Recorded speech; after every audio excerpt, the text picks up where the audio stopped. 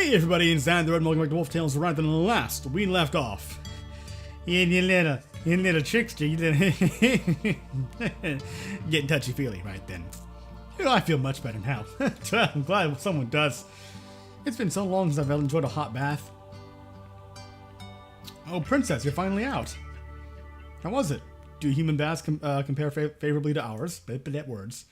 To be honest, it was pretty cramped in there. It seems like human bathtubs are only made for 1 or 2 people at a time. Seriously? That's so weird.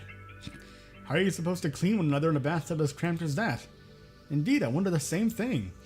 Though I suppose it does make bathing more intimate. Even though it certainly was cramped, I can't say that I didn't enjoy myself. Yeah, you might have. While Mori happily recited to new experience, I slumped down on the couch, completely and utterly exhausted. Just drained, staring vacantly forward, trying to drown out the memories, both tactile and otherwise. So tactile and visual. With my eyes closed and my body limp, I allow myself to sink into the couch as the tension begins to slip away. It may have been a relaxing bath for you, Mirari, but personally I don't think I've ever felt more stressed after bathing. Took all my willpower just to refrain from doing something that would make me feel incredibly guilty later on. Honestly, I'm more tired now than before I entered the bath. So, are you going in next for you? I'll have the water, and just in case you want to take a bath yourself. Nah, I'm good. Of course, yes. Haha. I'll just lick the important spots clean. Not need for full bath. As quickly as my consciousness has begun to slip, I suddenly open my eyes wide as I hear something which confirms my pre-bath prediction. You never change for you. Okay, have it your way. I'll get started on dinner while you two relax. Don't you no, fuck off. Mari heads into the kitchen, wasting no further time on relaxation. Having already cleaned my bath dutifully, it seems Mari plans on moving straight into her next self-assigned task. Jeez, that girl sure is a hard worker. You can say that again. Though right now, you look far more tired than she does. Me? Fuyu nods. You're tired, right? You should take a nap before dinner. Oh, damn it. What? Take a nap or I'm suspicious. Suspicious of what? Of them?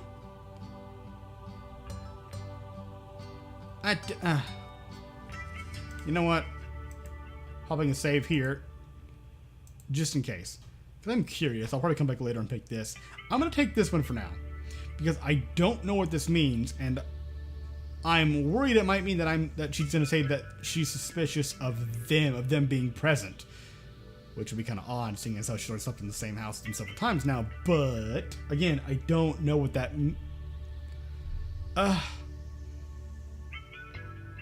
See, now I kind of wrestle with it now. This sounds like the safer option, but I don't. Fuck it. Maybe you're right. That's the only kid with a bit of shut-eye. And I'm sure Mirari would wake me up once dinner's ready. No, what the hell, might as well. I'm gonna sleep for a bit.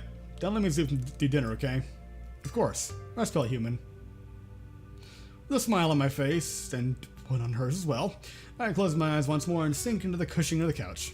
Overcome by feelings of both comfort and exhaustion, I begin to fall asleep in a matter of seconds.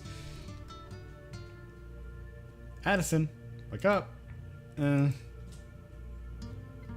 Oh, you're awake. Sorry to disturb your slumber. Don't worry about it. What's up, Mirari? Dinner ready? Yes, almost, but before that. Huh? Hi.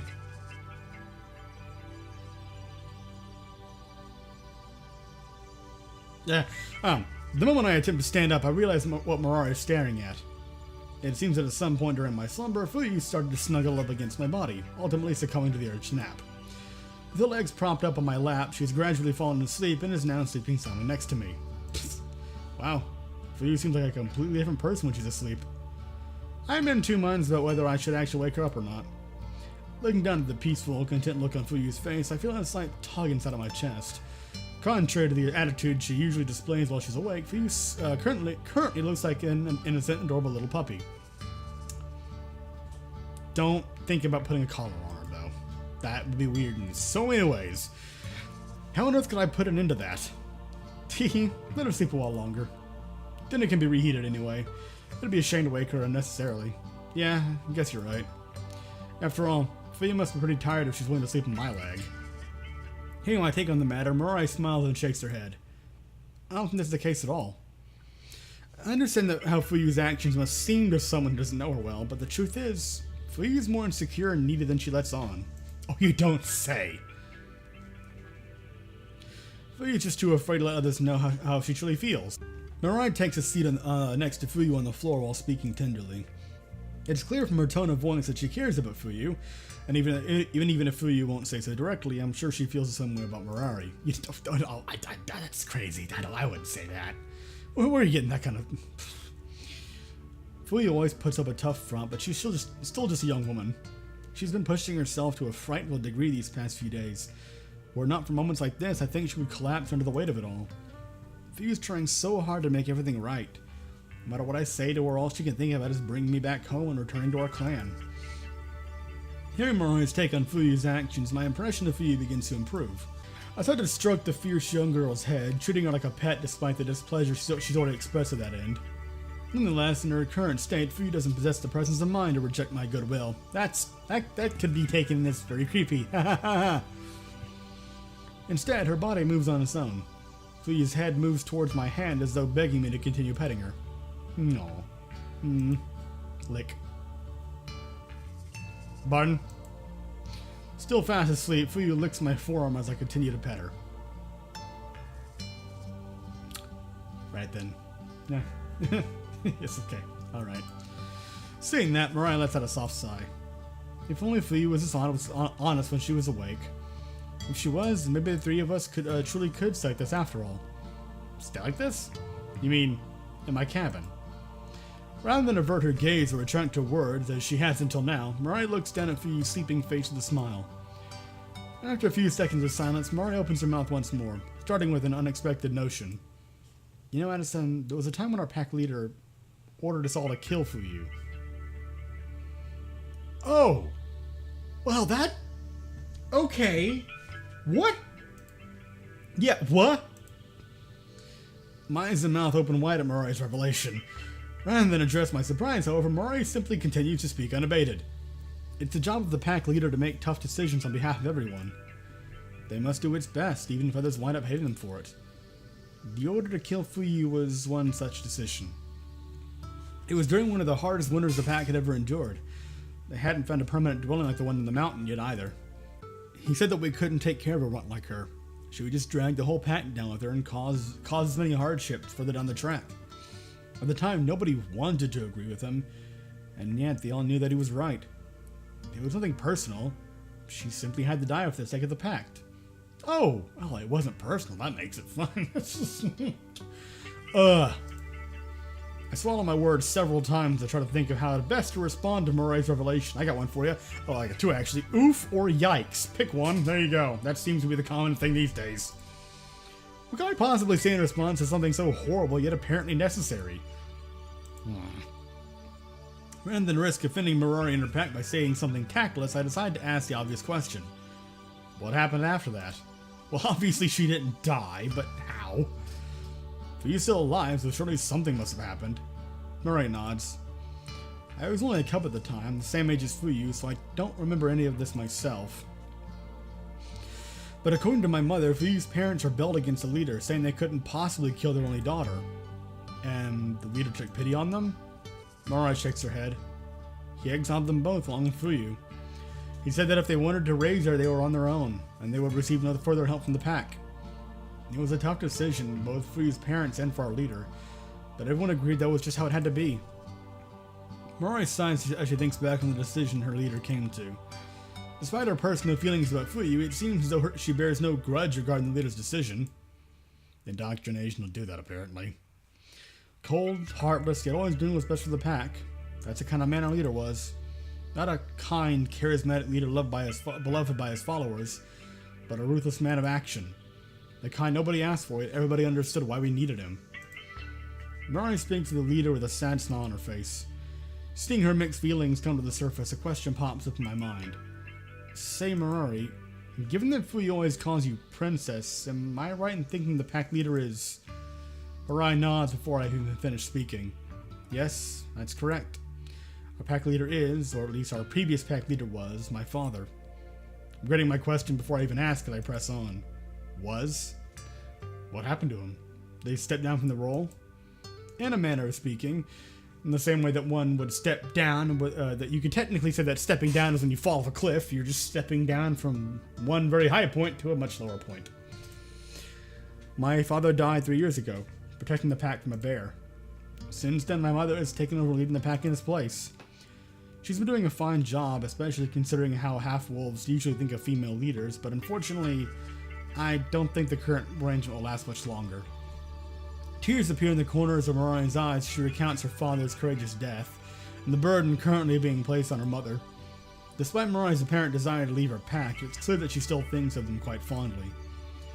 My mother, she's growing weary in her old age. She doesn't possess my father's strength, nor does she bear his unyielding will. It's only a matter of time before she's crushed, if not by the weight of her position, then by old age and sickness. When that time comes, the line of succession will lead to... Maria opens her eyes wide as she realizes something. Hurriedly wiping her eyes and nose, she corrects her posture and attempts to clean up her appearance. I'm terribly sorry, Addison. We were talking about Fuyu, weren't we? No, my apologies. It was selfish of me to begin prattling on about my own circumstances like that.